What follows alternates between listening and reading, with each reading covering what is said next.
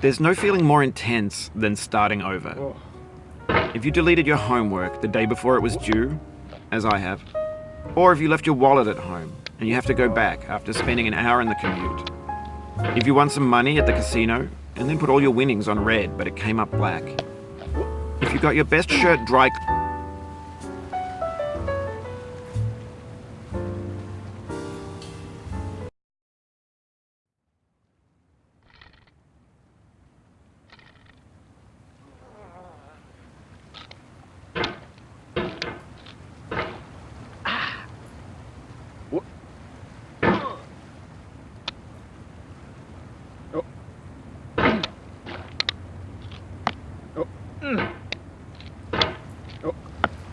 There's no feeling more intense than starting over.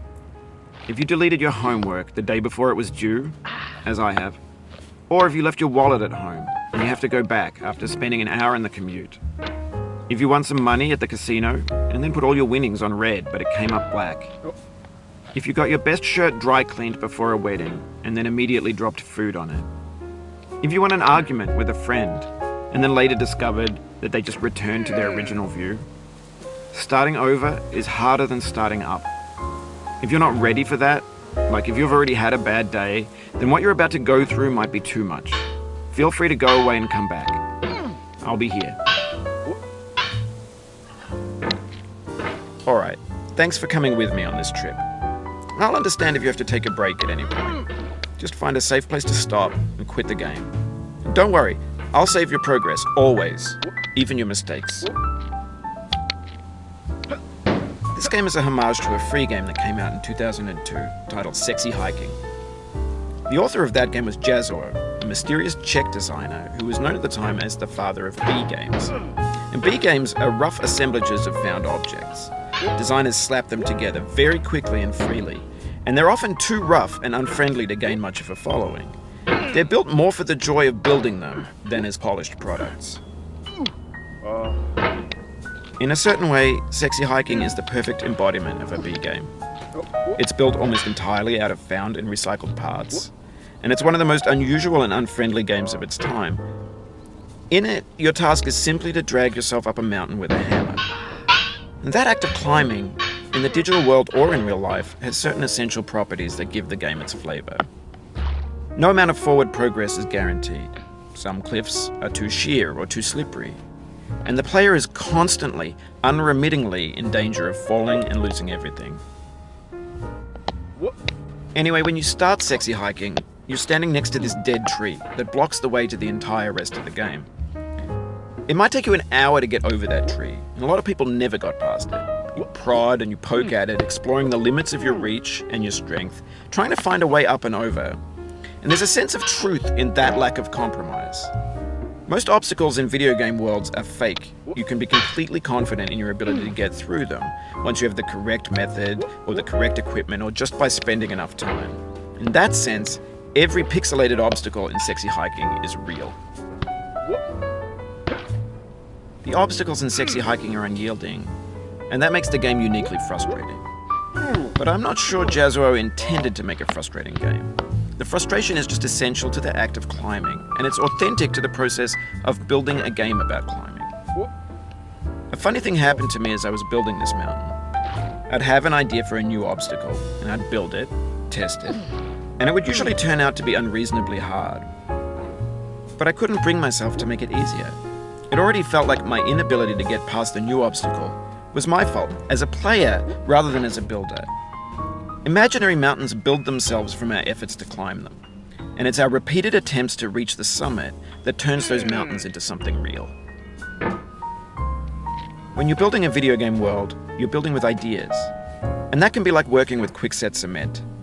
You mold your ideas into a certain shape that can be played with, and in the process of playing with them, they begin to harden and set until they're immutable, like rock. And at that point, you can't change the world. Not without breaking it into pieces and starting fresh with new ideas. For years now, people have been predicting that games would soon be made out of prefabricated objects, bought in a store and assembled into a world. And for the most part, that hasn't happened, because the objects in the stores are trash. I don't mean they look bad or that they're badly made, although a lot of them are. I mean they're trash in the way that food becomes trash as soon as you put it in the sink. Things are made to be consumed and used in a certain context, and once the moment is gone, they transform into garbage. In the context of technology, those moments pass by in seconds. Over time, we've poured more and more refuse into this vast digital landfill that we call the internet. It now vastly outnumbers and outweighs the things that are fresh and untainted and unused. When everything around us is cultural trash, trash becomes the new medium, the lingua franca of the digital age. And you can build culture out of trash. But only trash culture. B games, B movies, B music, B philosophy. Maybe this is what digital culture is. A monstrous mountain of trash, the ash heap of creativity's fountain. A landfill with everything we ever thought of in it. Grand, infinite, and unsorted.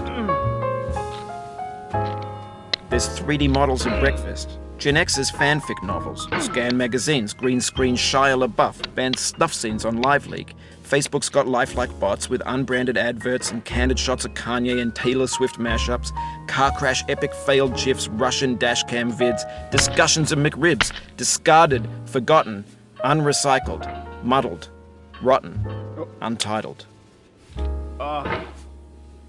Everything's fresh for about 6 seconds, until some newer thing beckons, and we hit refresh. And there's years of persevering, disappearing into the pile, out of style, out of sight. In this context, it's tempting to make friendly content that's gentle, that lets you churn through it but not earn it. Why make something demanding if it just gets piled up in the landfill, filed in with the bland things? When games were new, they wanted a lot from you. Daunting you, taunting you, resetting and delaying you. Players played stoically. Now everyone's turned off by that. They want to burn through it quickly, a quick fix for the fickle, some tricks for the clicks of the feckless.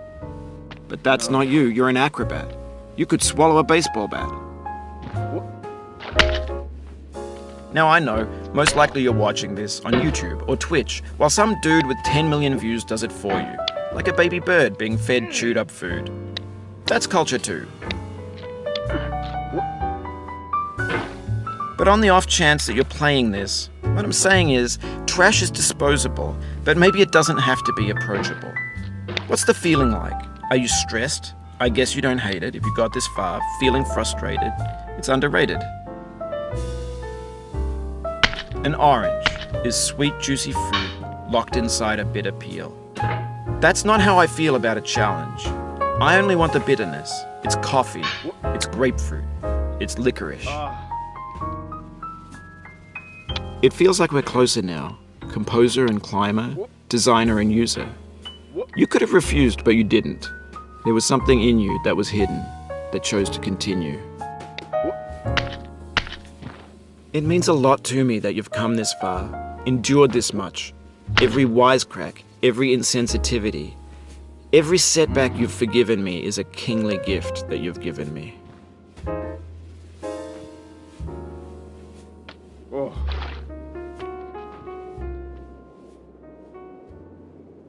Oh no.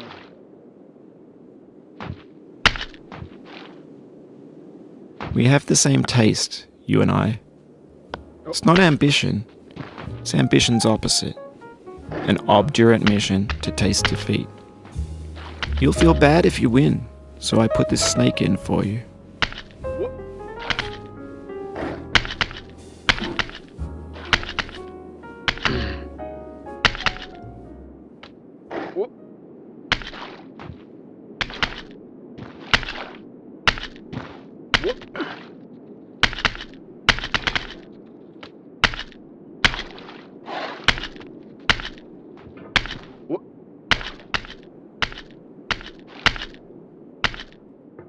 Have you thought about who you are in this? Are you the man in the pot, Diogenes? Are you his hand? Are you the top of his hammer? I think not. Where your hand moves, the hammer may not follow, nor the man, nor the man's hand. In this you're his will, his intent, the embodied resolve in his uphill ascent.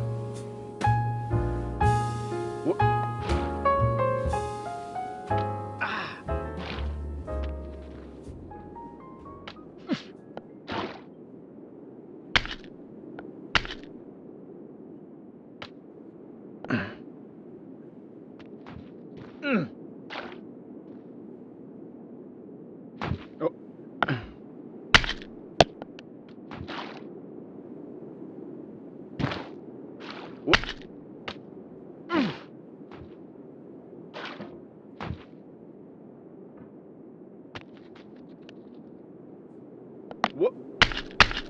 Oh.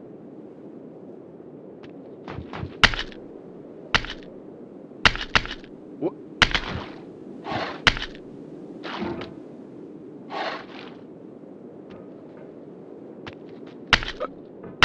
Oh. What? What? Oh.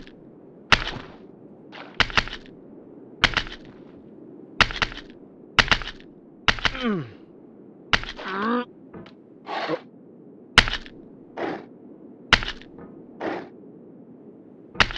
What? What? What?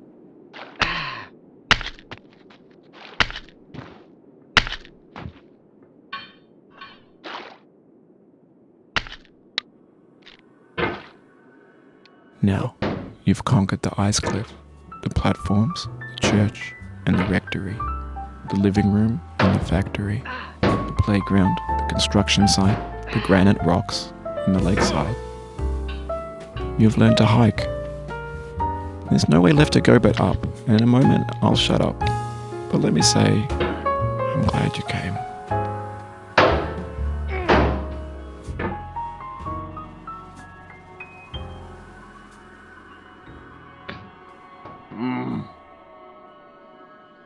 What?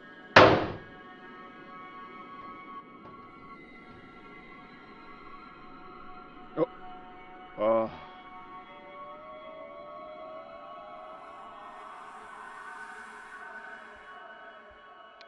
What? Oh. I dedicate this game to you, What? the one who came this far. I give it to you with all my love.